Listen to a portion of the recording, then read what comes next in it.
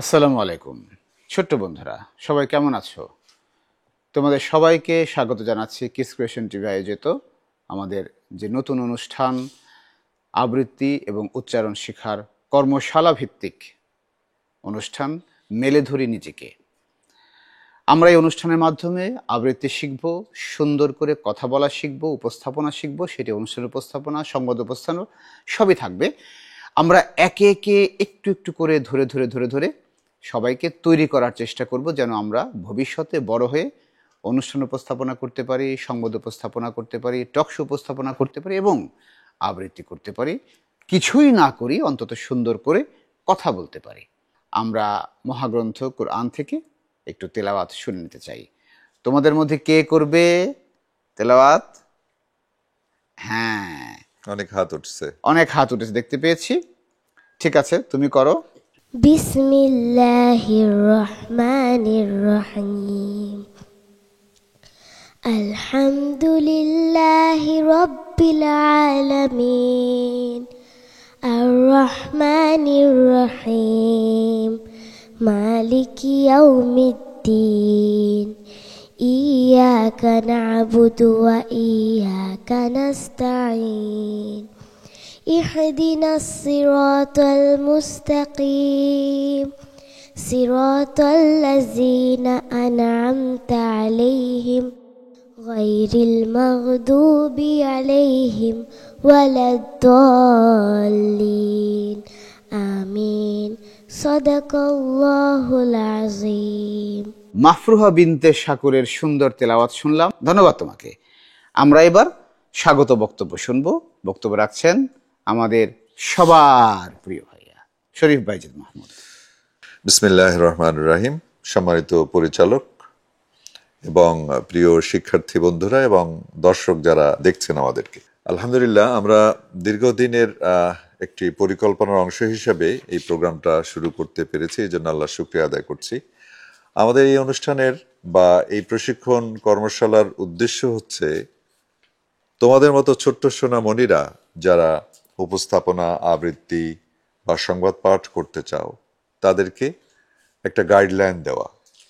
আমাদের খুব শর্ট একটা কোর্স কিন্তু, তাই না? মাত্র 2 মাসের আমরা অফলাইন এবং অনলাইনে করছি, কারণ ঢাকার বাইরে যে বন্ধুরা তারা তো আর এখানে সরাসরি আসাটা কঠিন।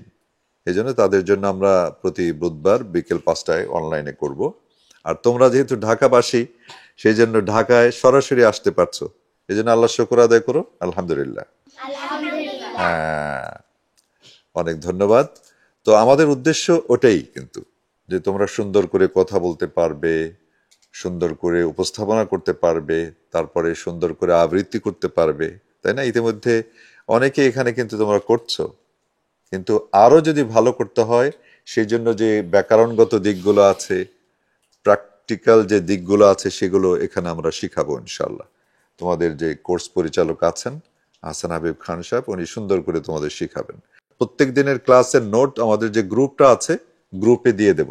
সেখান থেকে তোমরা এটা বাসায় প্রিন্ট করে প্র্যাকটিস করতে পারবা, যা যা পড়ার সেগুলো পড়তে পারবা।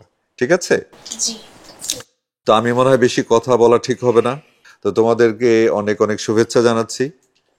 কিডস ক্রিয়েশন টিভির এই আয়োজনে তোমরা সবাই যথাসময়ে আসবে, তো সবার জন্য শুভকামনা থাকলো। তোমরা সুন্দর করে এটা ফলো করবে, ক্লাসটা ফলো করলে কিডস ক্রিয়েশন সহ মেইন স্ট্রিমের আরো যে চ্যানেলগুলো রয়েছে সেখানেও কিন্তু তোমরা পারফর্মের সুযোগ পাবে হয়তোবা, ইনশাআল্লাহ। তো সবাইকে ধন্যবাদ। আশা করছি তোমরা এনজয় করবে, এবং যখনই গলা শুকিয়ে আসবে, পানি চাইলে পানি দেবে আঙ্কেলরা, তারপরে স্যারকে বলবে চকলেট আছে সামনে, চকলেট আবার দেবে ইনশাআল্লাহ। সবাইকে ধন্যবাদ। আসসালামু আলাইকুম রহমতুল্লাহ। তাহলে চলো আমরা আমাদের ক্লাসে চলে যাই। আমাদের আজকের প্রথম ক্লাসের বিষয় হচ্ছে আবৃত্তি কি, কেন শিখব এবং আমাদের বর্ণমালা। তোমাদেরকে ক্লাস শেষে ছোট্ট একটা ওরাল টেস্ট নিব, শেষ 10 মিনিট, এবং এই ক্লাসের নোট দিয়ে দেব। নোটটা অবশ্য তোমাদের বাসার আব্বু অথবা আম্মু বা বড় ভাই আন্টি যে থাকবেন ওনারা ফলো করবেন। নোটের কথাগুলো, লেখাগুলো তো অনেক বিস্তারিত, এত লম্বা পড়তে কি লিখেছি, এত লম্বা লম্বা কথা ভালো লাগে না। তোমরা দায়িত্ব দিয়ে দিবা আব্বু বা অথবা আম্মুকে, যে এটা এই অনুযায়ী এখানে কি আছে বুঝিয়ে দাও, আমি তো বুঝিয়ে দেবই। এরপরে নোট, ক্লাসটা থাকবে অনলাইনে, নোটটাও থাকবে, মিলিয়ে মিলিয়ে দেখবে ঠিক আছে কিনা। কোথাও খটকা লাগলে, কোথাও কোথাও কোনো কোয়েশ্চেন রেজ হলে, প্রশ্ন জাগলে গ্রুপে জিজ্ঞেস করবা যে এটা কি বোঝাতে, বাস নেক্সট ক্লাসে এসে আবার আমাকে আগেই জিজ্ঞেস করে নিবা, পরিষ্কার হয়ে যাবে। ঠিক আছে, ওটা অফ দ্য রেকর্ড হবে। তাহলে আমরা কেন এসেছি? আবৃত্তি উপস্থাপনা শিখতে। তুমি কেন এসছো? আবৃত্তি। ও বাবা, তাই নাকি? তুমি কি ফুটবল খেলবা, কুতকুত খেলবা? না, আমরা সবাই আবৃত্তি উপস্থাপনা শিখবো, তাই না? তাহলে আমরা আগে জানি আবৃত্তি কি। তোমরা কিন্তু সবাই আবৃত্তি করো। এইটা আবার কেমন কথা, আবৃত্তি করি কি করে? হ্যাঁ করো। যেমন জায়ান যদি বলে আম্মু আমি আইসক্রিম খাবো, ওর আম্মু ওকে আইসক্রিম দিচ্ছে না। আম্মু আমি আইসক্রিম খাবো, আম্মু আমি আইসক্রিম খাবো। একটু পরে ঘুরে এসে আম্মু আমি আইসক্রিম খাবো, আবার ঘুরে এসে আম্মু আমি আইসক্রিম খাবো। কতবার বললো? 4 বার 5 বার। এই যে বারবার একটা জিনিসকে বলা, এটার মানে হচ্ছে আবৃত্তি। এক কথা বারবার কে কে বলো? বলো না এক কথা বারবার? তুমি বলো, তুমি বলো।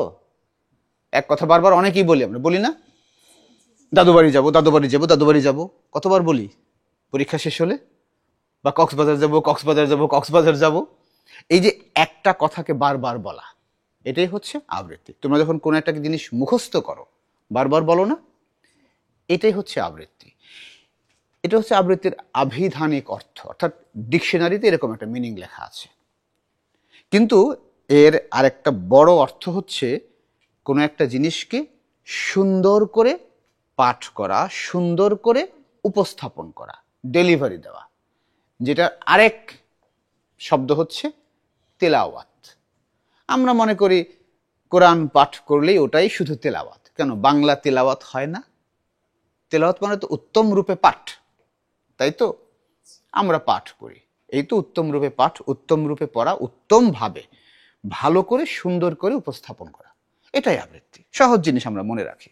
অর্থাৎ কোনো একটা বিষয়কে সুন্দর করে উপস্থাপন করাটাই হচ্ছে আবৃত্তি।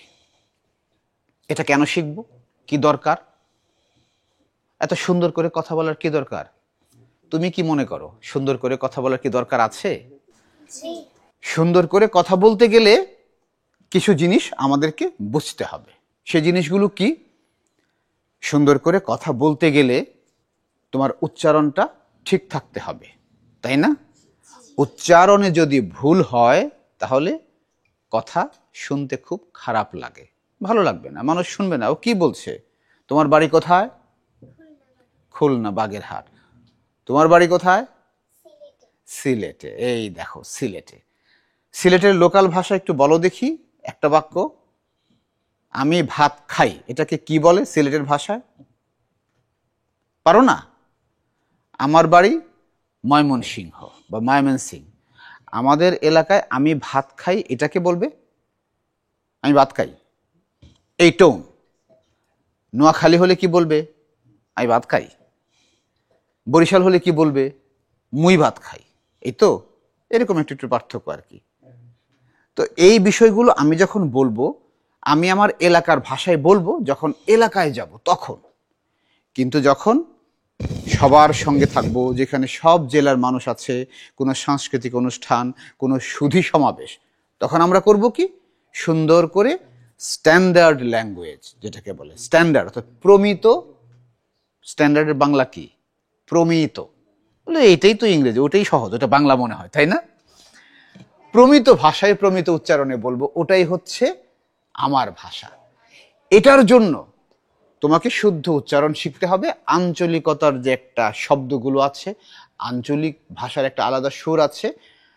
সাংস্কৃতিক অনুষ্ঠানে বা সুধী মহলে আমি ওই সুরটাকে বাদ দিয়ে একটা স্ট্যান্ডার্ড অ্যাকসেন্টে, সুরে রস ধরে আমি কথা বলবো।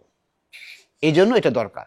আর আবৃত্তি চর্চা করতে করতে করতে করতে একসময় তোমার মধ্য থেকে ওই যে সুর, ওই যে মনের অজান্তে এলাকার শব্দচয়ন কথা বলতে গিয়ে ওটা দূর হয়ে যাবে চর্চা করতে করতে। তার মানে প্রথম দরকার কি? চর্চা, practice. Practice makes a man perfect. কে জানে এই কথাটা? জানো? হ্যাঁ, অনেকেই জানে।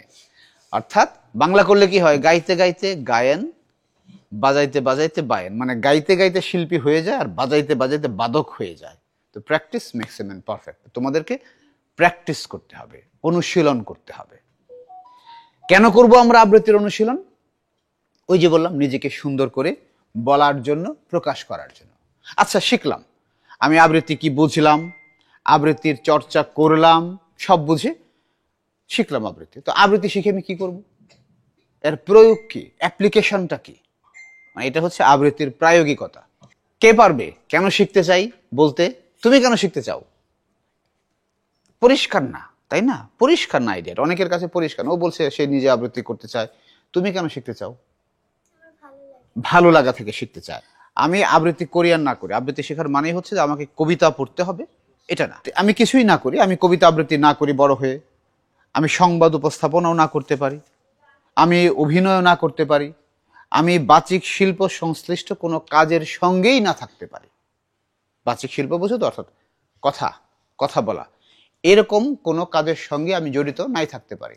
কিন্তু তারপরেও আমি আবৃত্তি শিখবো এজন্যে, কারণ আমি তো কথা বলবো। আমি কথা বলতে হয় এমন কোনো কাজের সঙ্গে বা জবের সঙ্গে জড়িত না থাকতে পারি, কিন্তু আমাকে কি কথা বলতে হবে না? আমাকে সমাজে চলতে হবে না? এই সমাজে আমি যখন চলবো, সেই সমাজে গিয়ে আমি যখন সুন্দর করে কথা বলবো, তখন সবাই দেখবে তোমার দিকে মনোযোগ দিচ্ছে। আর হচ্ছে আমি যখন সুন্দর করে কথা বলবো, আমি আমার গুরুত্ব বাড়াবো, আমার ইম্পর্টেন্স বেড়ে যাবে সবার মাঝে। না, ও সুন্দর করে কথা বলতে পারে।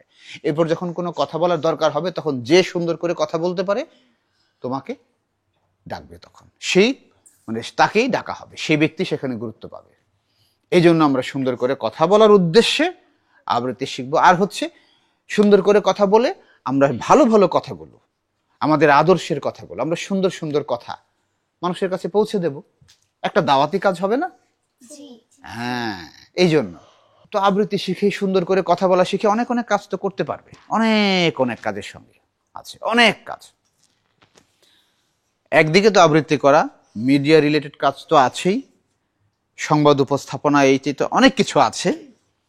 অনুষ্ঠান উপস্থাপনা, স্টেজে, ক্যামেরাতে, অন ক্যামেরায়, মানে টেলিভিশনে, সেগুলো তো আছে। এর বাইরেও তুমি যদি শিক্ষকতা করো, তুমি যদি মোটিভেশনাল স্পিকার হও, তোমাকে লেকচার দিতে হবে না? কথা বলতে হবে না?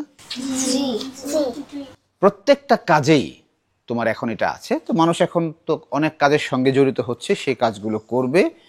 তো আবৃত্তি করতে গেলে আমাদের বেশ কিছু বিষয়ে গুরুত্ব দিতে হবে। আমরা যখন আবৃত্তি করব, সুন্দর করে করব, বেশ কয়েকটা বিষয়ে গুরুত্ব দিতে হবে। প্রথমটা হচ্ছে শুদ্ধ উচ্চারণ। এরপরে তোমার সুন্দর কণ্ঠ। কণ্ঠ সুন্দর বলতে আমরা বুঝি সাধারণত, ছেলে হলে বুঝি খুব মোটা ভারী কণ্ঠ হবে, গম গম করবে, এটাই সুন্দর কণ্ঠ, তাই না? না, এটা সুন্দর কণ্ঠ না। তাহলে তো মেয়েদের কণ্ঠ কোনোদিন সুন্দর হতো না, কারণ ওদের তো ভারী গমগমে মোটা গলা না, হতো। কিন্তু মেয়েদের মধ্যে তো কণ্ঠ সুন্দর হতে পারে। তাহলে ওটা কি যার কণ্ঠ যত চিকন তার কণ্ঠ তত সুন্দর? না, সেটাও না। অর্থাৎ সুন্দর কণ্ঠ হচ্ছে তোমার গলা হবে বাধামুক্ত, তোমার কণ্ঠে কোনো প্রতিবন্ধকতা থাকবে না। কথা বলছো আর এরকম না, একটু পরপর হতে পারে, এগুলো অসুস্থতার কারণে কখনো কখনো হতে পারে। কিন্তু অভ্যাসবশত সব সময় গলার মধ্যে একটা হিন্ড্রেন্স, একটা বাধা কাজ করবে, এটা কখনো হবে না। বাধাহীন পরিচ্ছন্ন গলা, হ্যাঁ, এরকম গলা থাকা, এটাই হচ্ছে তোমার সুন্দর কণ্ঠ। সুন্দর কণ্ঠে, পরিষ্কার গলায়, সুন্দর কণ্ঠে তুমি যে কথাগুলো বলবে সেটা যেন একদম স্পষ্ট হয়। কতটা স্পষ্ট? ওই যে লোকাল ভাষায় বলে, স্থানীয় ভাষায় বলে যে মুখ দিয়ে খই ফোটে, বলে না? এই তোমার মুখে কি খই ফোটে? আমার মুখে তো কিছু নাই, কড়াই বসানো নেই, আর খই কি করে ফুটবে এখানে? মানে সুন্দর করে একদম ঠাস ঠাস করে যেটা কথা বলা, ফুল ফোটার মতো, এটা বলে মুখ দিয়ে খই ফুটবে। তুমি একটা কথা একবার বলবে, যার কান আছে, যার কান দিয়ে তোমার কথা পৌঁছবে, ওই শুনতেই সে বুঝে ফেলবে। এতটুকু কনফিডেন্স তোমাকে অর্জন করতে হবে। পারবে তো? আমি যখন কথাগুলো বলছি, তোমরা যারা শুনছো এখানে বসে, বুঝতে কোনো সমস্যা হচ্ছে? হ্যাঁ, কোনো শব্দ না বুঝতে পারো, যে শব্দটার সঙ্গে তুমি পরিচিত না, যে শব্দটা তুমি আগে শোনোনি, এটার অর্থ তুমি জানো না, এটা হতে পারে যে আমি ওই শব্দটা বুঝিনি। শব্দটা আপনি এই বলেছেন, শব্দটা তুমি বুঝে ফেলেছো, মুখস্থ হয়ে গিয়েছে, কিন্তু এর মানে তুমি জানো না, এটা হতে পারে। কিন্তু কথা তোমার কান দিয়ে ঢুকবে আর তুমি বুঝবে না, এটা অস্পষ্টতা, এটা যেন না হয়। আবৃত্তি হচ্ছে সুন্দর করে একটা বিষয়কে উপস্থাপন করা, বারবার পাঠ করা। ঠিক আছে? সুন্দর করে উপস্থাপন করার উদ্দেশ্যে বারবার পাঠ করা, এই তো আবৃত্তি। আবৃত্তি শিখবো কারণ হচ্ছে আমি সুন্দর করে কথা বলতে চাই, আমি বাচিক শিল্পের সঙ্গে জড়িত থাকতে চাই। বাচিক শিল্পটা কি? কথা সংক্রান্ত যতগুলো শিল্প মাধ্যম আছে সবগুলাই হচ্ছে বাচিক শিল্প। তুমি আবৃত্তি করো, তুমি নাট্যাভিনয় করো, তুমি অনুষ্ঠান উপস্থাপনা করো, তুমি সংবাদ উপস্থাপনা করো, তুমি মোটিভেশনাল স্পিচ দাও, তুমি টিচার হিসেবে ক্লাসে ক্লাস নাও, তুমি বিক্রয় প্রতিনিধি হও, তুমি নিজে নিজে বসে বসে রিলস শর্টস বানাও, ছোট ছোট বক্তব্য বিষয়ে কথা বলো, সোশ্যাল মিডিয়াতে প্রচার করো, সব বিষয়ে কাজে লাগবে সুন্দর কথা বলা। ক্লিয়ার? এরপরে আমরা যাব আবৃত্তি শেখার জন্য আমাদের প্রথম যেটি আমার আজকের ক্লাসের সেকেন্ড ধাপ, সেটি হচ্ছে আমাদের তো একটা বর্ণমালা আছে, তাই না? এই বর্ণমালাকে ভালো করে বুঝতে হবে। কয় ভাগে বিভক্ত আমাদের বর্ণমালা? 2 ভাগে। হ্যাঁ, বর্ণগুলোকে 2টো ভাগে ভাগ করা হয়েছে, সেটা চাচ্ছি। স্বরবর্ণ আর ব্যঞ্জন বর্ণ, ওটা চাচ্ছিলাম। স্বরবর্ণ আর ব্যঞ্জন বর্ণ। মাফরুহা বলো স্বরবর্ণ ব্যঞ্জন বর্ণ। তুমি বলো। হ্যাঁ বলো। স্বরবর্ণ আর ব্যঞ্জন বর্ণ, বা স্বরবর্ণ আর ব্যঞ্জন বর্ণ। তুমি বলো কি কি? স্বরবর্ণ, স্বরবর্ণ বলো, এবং ব্যঞ্জন বর্ণ। মনে থাকবে, পরিষ্কার করো আবার। স্বরবর্ণ এবং ব্যঞ্জন বর্ণ। তুমি মনে মনে এটা মুখস্থ করে ফেলবে একদম। স্বরবর্ণ ব্যঞ্জন বর্ণ। তুমি বলো স্বরবর্ণ এবং ব্যঞ্জন বর্ণ। তুমি বলো স্বরবর্ণ এবং ব্যঞ্জন। হ্যাঁ স্বরবর্ণ এবং ব্যঞ্জন। হ্যাঁ তুমি বলো স্বরবর্ণ আর ব্যঞ্জন বর্ণ। ব্যঞ্জন বর্ণ। তুমি বলো স্বরবর্ণ এবং স্বরবর্ণ, স্বরবর্ণ এবং বর্জন। বর্জন না, ব্যঞ্জন। স্বরবর্ণ ব্যঞ্জন বর্ণ, ভাওয়েল কনসোনেন্ট। স্বরবর্ণ ব্যঞ্জন বর্ণ। চেষ্টা করো, বলো আবার। স্বরবর্ণ এবং ব্যঞ্জন বর্ণ। গুড। স্বরবর্ণ এবং ব্যঞ্জন বর্ণ। স্বরবর্ণ এবং ব্যঞ্জন বর্ণ। Very good. তুমি বলো স্বরবর্ণ এবং ব্যঞ্জন। মাশাআল্লাহ। স্বরবর্ণ কি কি? ওয়া, আ, ওয়া তো নয়, স্বরে অ। আমরা এটাকে কেটে বিভিন্নভাবে বলে, স্বর অ বলে বা স্বরে অ বলে, যেহেতু স্বরবর্ণ। স্বরে অ, স্বরে আ, দীর্ঘই, হ্রস্ব, দীর্ঘ, রি, এ, ওই, ও। ও। রিটা এখানে আমরা বলেছি, রিটা সাধারণত আবৃত্তির মধ্যে আমরা ধরবো না। এই রি খুব কম ব্যবহৃত হয় বাংলা ভাষায়। রি কার আছে, রি এর মধ্যে না, এবং রি স্বরবর্ণের মধ্যে পড়ে না। কিভাবে পড়ে না বলবো? স্বরবর্ণ কাকে বলে এটা কে জানে? কে জানে? জানো কেউ? আমি জানি, দেখি তো জানি কিনা। যেই বর্ণ অন্য বর্ণের সাহায্য ছাড়া নিজে নিজে উচ্চারিত হতে পারে সেটাই স্বরবর্ণ। আর যেই বর্ণ স্বরবর্ণের সাহায্য ছাড়া নিজে নিজে উচ্চারিত হতে পারে না, ওটা ব্যঞ্জন বর্ণ। যে এটা আবার কেমন জিনিস হলো? স্বরে অ নিজে নিজে উচ্চারিত হবে কি করে? এটা কি জিনিস? আবার ব্যঞ্জন বর্ণ আরেক বর্ণের সহযোগিতা নিয়ে উচ্চারিত হবে, এটাও কেমন? একটু দেখো, খেয়াল করো। আমি যখন স্বরে অ বলছি, স্বরে অ, তুমি যদি এটাকে ধ্বনিটাকে লম্বা করো, স্বরে অ লম্বা করো দেখি। স্বরে অ শেষে কি ধ্বনি আসে? অ, অই আসে। বর্ণটা কি? স্বরে অ। তাহলে নিজে নিজে উচ্চারিত হচ্ছে, এর সঙ্গে কারো হেল্প লাগছে? আবার যখন স্বরে আ বলবো, স্বরে আ, আ লম্বা করো, আ। কি আসছে? ধ্বনিটা কি আসছে? আ। ইতে যাও, হ্রস্ব ই। হ্রস্ব ই। তুমি যদি এটাকে দীর্ঘ করো, দীর্ঘ ই, হ্রস্ব ই, ই, ই আসে। আবার এ যখন বলবো, এ কি আসে? এ আসে। আবার যখন ওই বলবো, কি আসে? ওই, ওই, ই আসে। এইটাকে বলে, যেমন সেমি ভাওয়েল আছে ইংলিশে, এটা হচ্ছে সেমি ভাওয়েলের মতো, ওই। কিন্তু ধ্বনিটা স্বরবর্ণের, মানে সেই স্বরবর্ণ সে আরেকটা স্বরবর্ণের ধ্বনিটাকে ধার করেছে, ওই। এই জন্য এটাকে স্বরবর্ণ ক্যাটাগরিতেই রেখেছে। পরিষ্কার? এবার দেখি চলো ব্যঞ্জন বর্ণ কিভাবে স্বরবর্ণের সাহায্য ছাড়া উচ্চারিত হতে পারে না, দেখি একটু। প্রথম ব্যঞ্জন বর্ণ কি? কটাকে লম্বা করো দেখি। ক। লম্বা করলে পরে ধ্বনিটা কি আসে? অধ্বনি আসে। অ কি? কটা ব্যঞ্জন বর্ণ? কটাকে লম্বা করলে যে অধ্বনি আসে, সেই অটা কি? স্বরবর্ণ। তার মানে কি স্বরবর্ণের সাহায্য ছাড়া ক উচ্চারিত হতে পেরেছে? পারেনি। খ করি, খ বলি, খ শেষে কি আসে? অ। তার মানে ওই তো স্বরবর্ণই লাগলো। এভাবেই স্বরবর্ণের সাহায্য ছাড়া যে বর্ণ উচ্চারিত হতে পারে না সেটা ব্যঞ্জন বর্ণ। এটা আমরা বুঝলাম। এখন বলবো এটা আবৃত্তির মধ্যে কি কাজে লাগে, তাই তো? লাগবে, লাগবে। দেখবা আবৃত্তির মধ্যে আমরা যখন দেখব যে ব্যঞ্জন বর্ণের যে অনেকগুলো মাত্রা আছে, ধ্বনির কিছু ক্লাসিফিকেশন আছে, সেখানে আমরা যখন একটা ধ্বনিকে লম্বা করব, প্রলম্বিত করব, যেমন হ্রস্ব ই, যদি এটাকে লম্বা করি হ্রস্ব ই বলি, এটা কি দীর্ঘ হয়ে যায়, দীর্ঘ হচ্ছে, তাই না?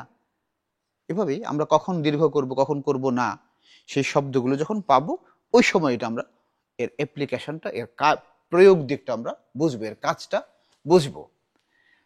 ব্যঞ্জন বর্ণগুলো উচ্চারণ, বাংলা বর্ণের উচ্চারণ আমরা মনে করি বাংলা বললো ক খ স্বরে অ স্বরা, এটা আবার কি জিনিস? এটা তো আমরা সবাই জানি, সবাই পারি, এটা কোনো ইস্যু না।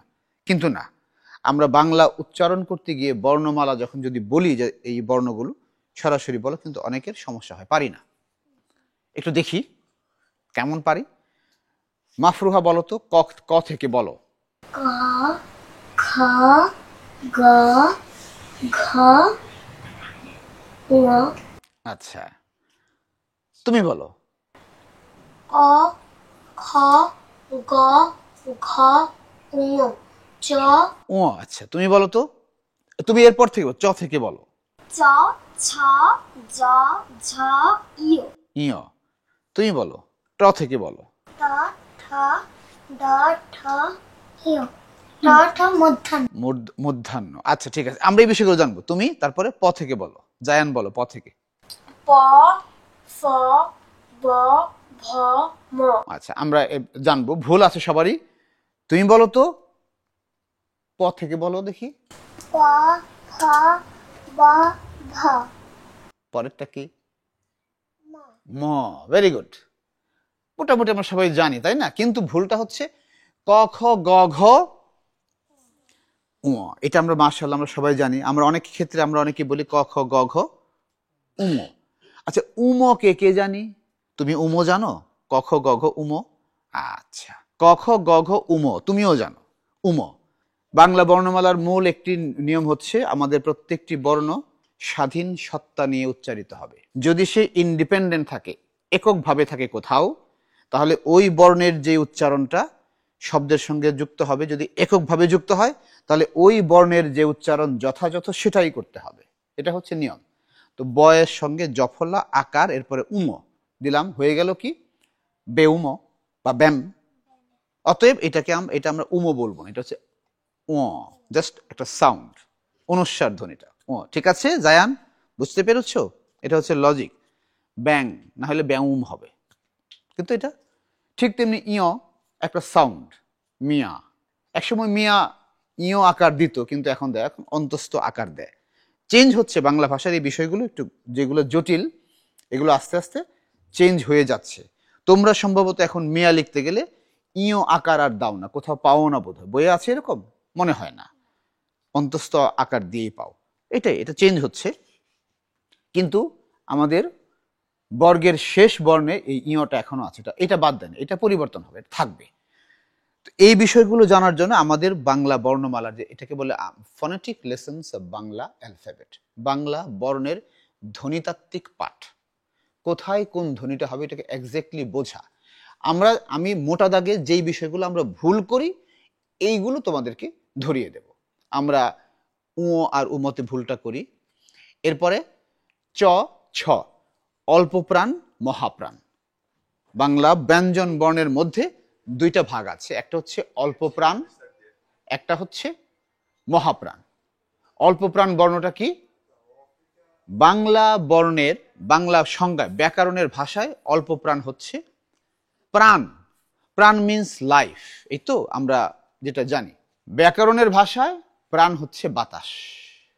বাতাস, যেই বর্ণটা উচ্চারণ করার সময় তোমার বাতাসটা কম লাগে, এটা হচ্ছে অল্প প্রাণ।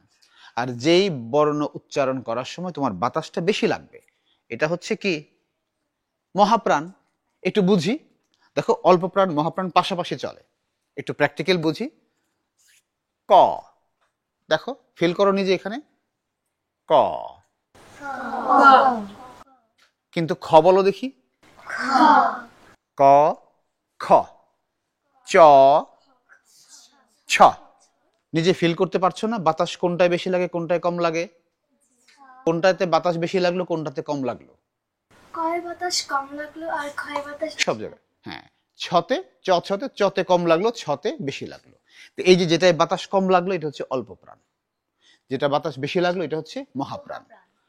তোমরা একটা কাজ করবে, একটা লেসন এটা। সেটা কি? আমরা তো ক খ গ ঘ উ এভাবে পড়েছি, তোমরা পড়বে একটু মানে হরাইজন্টাল, এটাকে বলে। আমরা একটু ভার্টিক্যাল পড়বো। সেটা কি? ক চ ট ত প, এরপরে খ ছ ঠ থ ফ, গ জ ড দ ব, ঘ ঝ ঢ ধ ভ, অ ইয় ন ন ম। এই পর্যন্ত পরিষ্কার? তুমি বলো তো কিভাবে পড়বা? ক চ ট ত প, এইভাবে নয়, এইভাবে। এটা কিন্তু স্কুলে আসবে না, আবৃত্তির জন্য মুখের জড়তা একটু দূর হবে। কচট তপ, খচট থপ, গজর দব, ঘজর ধব, ও ইয় ন নম, একদম এরকম ঝাড়া মুখস্থ করে ফেলতে হবে। পারবে কে কে বলো? এক সপ্তাহ সময়, নেক্সট ক্লাসে আমি এটা পড়া নিব। ঠিক আছে? তুমি বুঝতে পেরেছো? হ্যাঁ, তুমি ওর বড় বোন না, তুমিও মুখস্থ করবো, ওকেও মুখস্থ করিয়ে দিবা। ঠিক আছে? আমরা শুধু এই উত্তর থেকে মানে পূর্ব থেকে পশ্চিম দিকে পড়বো না, উত্তর থেকে দক্ষিণ দিকেও পড়বো, মানে উপর থেকে নিচের দিকেও পড়বো আর কি। ঠিক আছে? এইভাবে। অনুস্বার খণ্ড তো আমরা পরে দেখব, ওটা অন্য শব্দের অংশ, তো এই জন্য এটা হচ্ছে একটা পড়া। ক্লাস নিতে নিতে আমি পড়া দিয়ে দিব। এরপরে আমরা আরেকটা যেটা ভুল করি, চ ছ, অল্প প্রাণ মহাপ্রাণ বর্ণের পার্থক্য করে উচ্চারণ খুব কম পারি, এখানে ভুল করি। আমরা চকেও স বলি, ছকেও স বলি, পার্থক্যটা হয় না। চ ছ বলো তো পার্থক্য করে। চ ছ, আরো চ ছ, তুমি বলো। চ ছ, চ ছ, চ ছ, চ ছ, চ ছ, চ ছ, চ ছ, চ ছ, তুমি বলো চ ছ জ ঝ। চ ছ, জ ঝ। আরো স্পষ্ট হতে হবে, চ ছ জ ঝ, বলো চ ছ, এরকম। চ ছ, জ ঝ। চ, থামো, চ ছ বলো। চ ছ, ক খ, ক খ। তুমি বলো। চ ছ, ক খ। একটু খেয়াল করো তোমার এটার মধ্যে চ ছ না, চ ছ গ ঘ হচ্ছে, কিন্তু আমি তোমার এই যে মুখের যে বাক যন্ত্রের যে অংশগুলোর ব্যবহার তুমি করছো না কেন, কিপটিমি করছো কেন? আল্লাহ দিয়েছে ব্যবহার করার জন্য না। বলো ক, ক, একদম সোজা, ক। ক, খ, খ, গ, গ, ঘ, ঘ, প, প, পরে বলো ফ, ফ, ফ, ফ, ফ, হ্যাঁ, এখানে কার কার দুর্বলতা আছে আসবো পরে। প ফ নয়, ইংরেজি এফ নয়।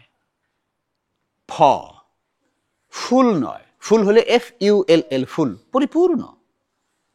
আর ফুল ফ্লাওয়ার যেটা, এটা ফুল নয়, ওটা কি? ফুল। বলো ফুল, বলো। হ্যাঁ, তুমি বলো FULL, ওই তো FULL হলো ফুল। হ্যাঁ, প পুল ফুল, বলো পুল ফুল।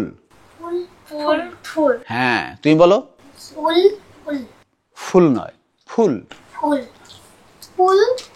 গুড।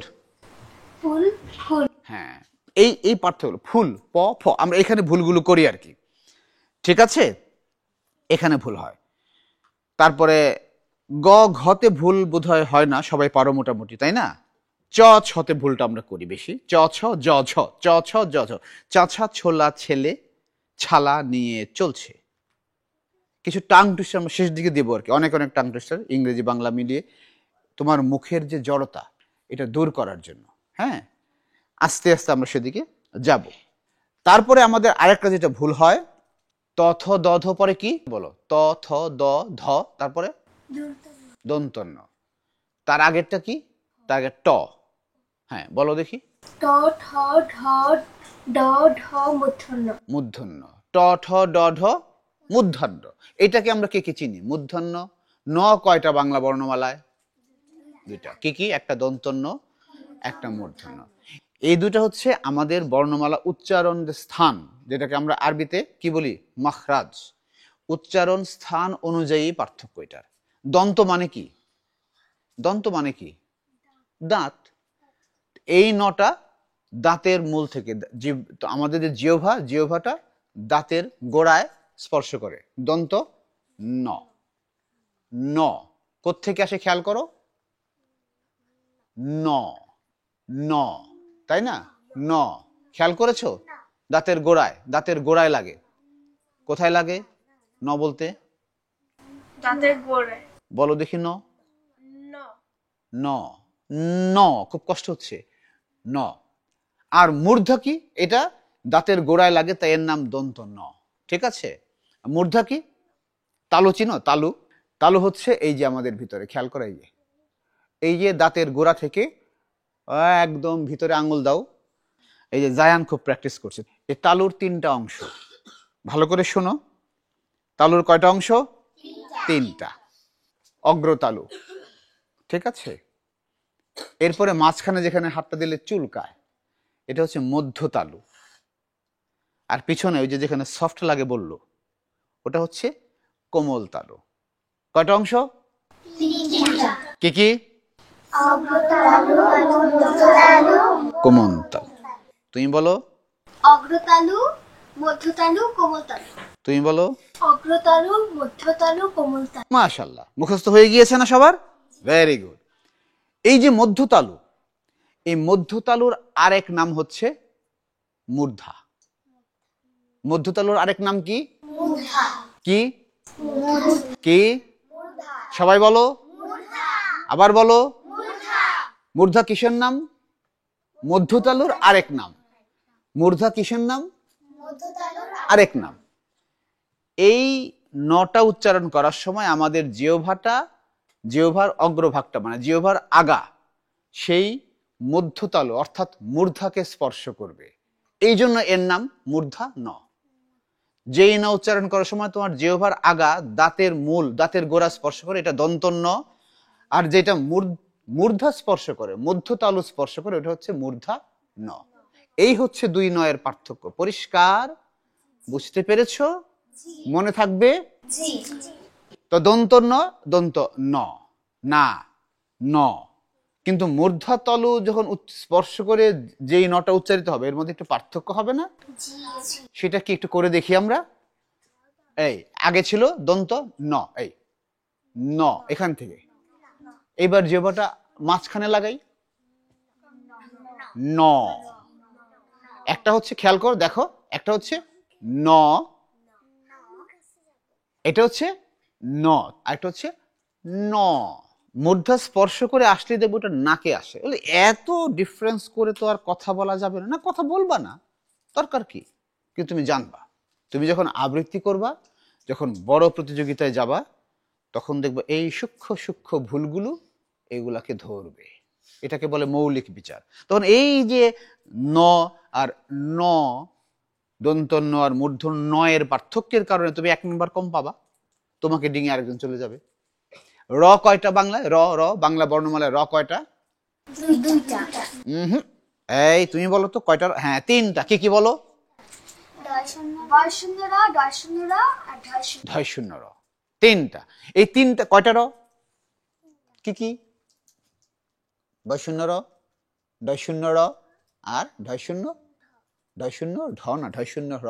এই 3টা র এর পার্থক্য কি আমরা করতে পারি বলার সময়, আবৃত্তি করার সময়? পারি? পারি না।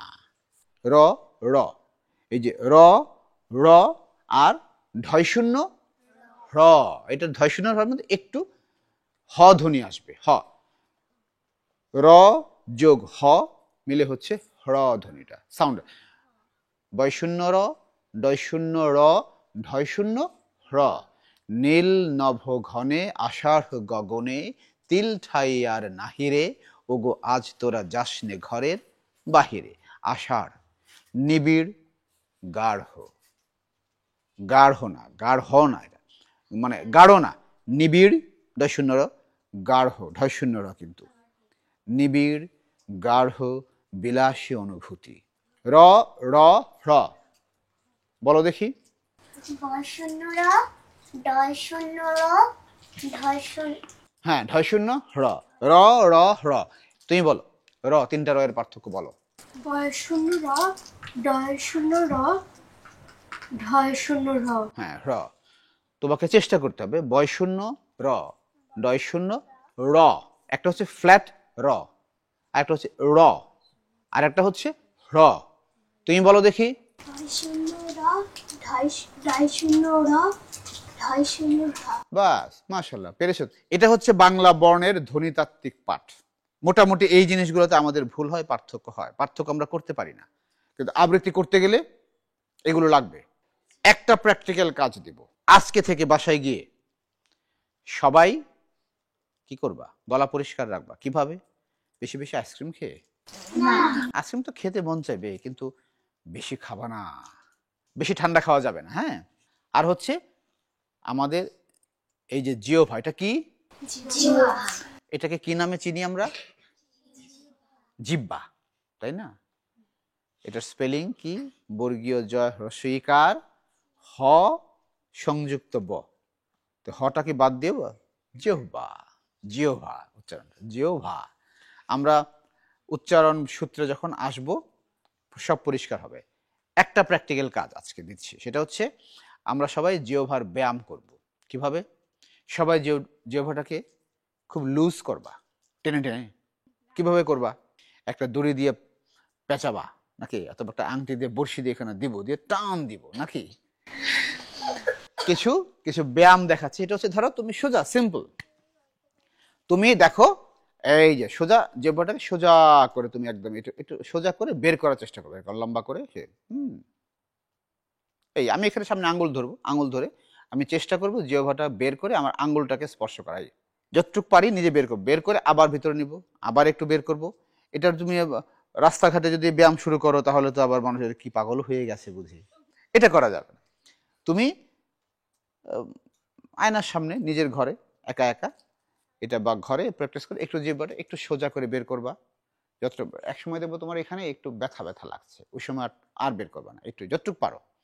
তারপরে এইটাকে ডান দিকে এইভাবে, আবার বাঁ দিকে, আবার জিহ্বাটাকে বের করে এরকম ডান দিকে। আমরা ঠোঁট চাটে না, পরিষ্কার করি না এরকম করে,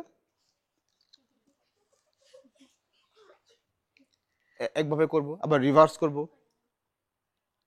ঠিক আছে? এইগুলো কিন্তু কন্টিনিউয়াস ব্যায়াম জিহ্বার। পথে ঘাটে করা যাবে না, মানুষের সামনে করা যাবে না। তুমি তোমার মতো করে একান্ত পরিবেশে তোমার ঘরে তুমি করবে প্রতিদিন, রেগুলার। এরপরে দেখো কখনো জীবনটা বের করে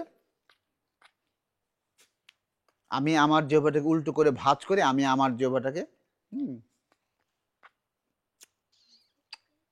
এরকম ছেড়ে দেব। অর্থাৎ তোমার এইখানে যে কোনো উপায় যদি এখানে টান পড়ে দেখবে এটা আস্তে আস্তে লুজ হবে। এইগুলা করব। করার পরে আমাদের যেই বর্ণমালাগুলো আছে না ব্যঞ্জন বর্ণের, এই বর্ণমালার সঙ্গে একটা করে রফলা লাগাবো, লাগিয়ে উচ্চারণ করার চেষ্টা করব। এটা কি? যেমন কয়ের নিচে রফলা লাগায় কি হবে? একটু থেমে যাব না আমরা। হ্যাঁ, এই দেখো কত ইজি, বলো দেখি। যত লম্বা করা যায় টয়ের মধ্যে লাগাবো। এটা করলে রফলাযুক্ত যত শব্দগুলো আছে উচ্চারণ করতে গিয়ে যার প্রতিযোগিতা বলতে গেলে প্রতিযোগিতা হয়ে যায়, ওই যে বরিশালের লোকেরা যেখানে রফলা নাই সেখানে রফলা লাগায়, যেখানে রফলা আছে সেখানে রফলা বাদ দেয়। যেমন প্রতিযোগিতাকে বলে প্রতিযোগিতা, আর পিরোজপুরকে বলে পিরোজপুর। মানে পিরোজপুরে রফলা নাই ওখানে লাগিয়ে দিয়েছে, আর প্রতিযোগিতায় রফলা আছে ওটা বাদ দিয়ে দিয়েছে, প্রতিযোগিতা। আর পিরোজপুর হয়ে যায় পিরোজপুর। এটা হবে না। এটার জন্য করো, প্র্যাকটিস করো। এরপর তুমি এইগুলো এই বর্ণগুলো আমি বলছি তুমি এর উপর দিয়ে রস্যিকার দাও, কির কির সাউন্ড করো। আবার রস্য উকার দাও, এগুলো হচ্ছে দুষ্টামি সাউন্ড। আমরা কত দুষ্টামি করি, এগুলো মাঝে মাঝে করি না? ফ্রেন্ডরা খেলছি, অন্যকে খেপাতে, অমুককে রাগাতে, এগুলো করি না? এই জিনিসগুলোকে যদি আমরা প্র্যাকটিসে নিয়ে আসি, কাজের মধ্যে নিয়ে আসি, তাহলে এটা একটা কাজের বিষয় হয়। ঠিক আছে? এই প্র্যাকটিসগুলো আমরা আমাদের মতো করে নিজেরা নিজেরা করব। কাজ তাহলে কি দিলাম? রফলাটাকে বর্ণের সঙ্গে ব্যঞ্জন বর্ণের সঙ্গে রফলা যোগ করে, আর হচ্ছে বাংলা বর্ণমালায় স্বরবর্ণ ব্যঞ্জন বর্ণ অল্পপ্রাণ মহাপ্রাণ কি, হ্যাঁ এগুলো চেনা। দুইটা ন মূর্ধা কি, দন্তন্য এটা করে, এটা মন ঠিক আছে তো? এই তো লেসন। এবার আমি একটু জিজ্ঞেস করছি না, আজকে এখন শেষ 10 মিনিট। উম্মে হানি বিনতে বুরহান, হ্যাঁ উপস্থিত। তুমি বলো প্রথম বাংলা বর্ণমালা মোটামুটি ভাবে প্রাথমিকভাবে কয় ভাগে বিভক্ত, কি কি? 2 ভাগে বিভক্ত। হ্যাঁ, কি কি? স্বরবর্ণ ও ব্যঞ্জন বর্ণ। Very good. সোহাদা আক্তার মাহিয়া, স্বরবর্ণ কাকে বলে বলো দেখি? স্বরে অ, স্বরে কাকে বলে? তুমি এক্সাম্পল দিচ্ছ যে এগুলো স্বরবর্ণ, কিন্তু বলে কাকে? যে বর্ণ অন্য বর্ণের সাহায্য ছাড়া নিজে নিজে উচ্চারিত হতে পারে। আমি যে বুঝিয়ে দিলাম। ব্যঞ্জন বর্ণ কাকে বলে তুমি বলো? হ্যাঁ, ব্যঞ্জন বর্ণ বলে যেটা যেটা হচ্ছে গিয়ে সাহায্য লাগে। হ্যাঁ, কার সাহায্য লাগে? স্বরবর্ণ। সাহায্য। Very good. মানে আমি সংজ্ঞা চাচ্ছি না মুখস্থ, তুমি যে বুঝতে পেরেছো আমি ওটাই চাচ্ছি। একটু এক্সাম্পল দিয়ে আমাকে বোঝাও তো দেখি, যে এইখানে ওটা সাহায্য লেগেছে। একটা ব্যঞ্জন বর্ণ বলে দেখাও যে এখানে ওটা সাহায্য লেগেছে। না, ওই বলুক, জায়ান বলুক। ক, হ্যাঁ, এখানে কোনটা সাহায্য লেগেছে? স্বরে অ। স্বরে অ সাহায্য লেগেছে। ভেরি গুড, এই তো মনে আছে। এরকম জিনিস। তারপরে সাউদা সাদিকা নূর, তুমি ব্যঞ্জন বর্ণের পাশাপাশি আড়াআড়ি ভাবে না বলে লম্বালম্বি ভাবে বলো দেখি। ক খ গ ঘ না বলে এভাবে বলো। চ, ট, ত চ, ত ত, প, প। তুমি তার পরেরটা বলো। খ, ছ, ঠ, থ, ফ। ফ। একটু এবার সুন্দর হয়েছে। আবার বলো সুন্দর, একটু একটু একটু জোর দিয়ে বলো। খ, খ, ছ, ঠ, থ, ফ। ভেরি গুড, মাশাআল্লাহ। তুমি তার পরেরটা বলো গজ থেকে। হ্যাঁ, গ, জ, মানে এ তো এইভাবে তো মুখস্থ করে নাই, মনে থাকে না। গ জ ড দ। দ, আবার বলো। গ, জ, ড, দ। দ, ব। এবার তুমি বলো পরেরটা, পরেরটা বলো। গ, ঝ, ড, ধ, প। ঘ। সবগুলো কিন্তু মহাপ্রাণ। ঘ। ঘ, তারপরে ঝ, ঝ, ঢ, ঢ, ধ, ঢ, গ, ঝ, ঘ। ঝ, ঘ বলো। ঘ, ঝ, ঝ, ঢ, ঢ, ধ, ঝ, Da, tha, ধ তো বলিলে ধ বলছি ধ dha, ভ bha, তুমি বলো দেখি দ ধ বলো da, dha, হ্যাঁ ড ধ da, tha, ঢ ঢ dha, dha, ঢ ধ dha, da, দ হইলো কেন পরেরটা dha, dha, হ্যাঁ ঘ ঝ ঢ ধ ভ o, ha, ঘ ঝ ঢ ধ ভ kha, cha, tha, ঘ ঝ ঢ ধ ভ ঘ বলো kha, ঝ cha, ঢ tha, ধ da, দ না ঢ tha, ধ tha, ভ bha, একটা হচ্ছে ঢ একটা হচ্ছে ধ বলো ঢ tha, ঢ da, ধ tha, হ্যাঁ ঢ da, ঢ da, ঢ tha, ধ tha, দুইটা বর্ণ একটা হচ্ছে ঢ একটা হচ্ছে ধ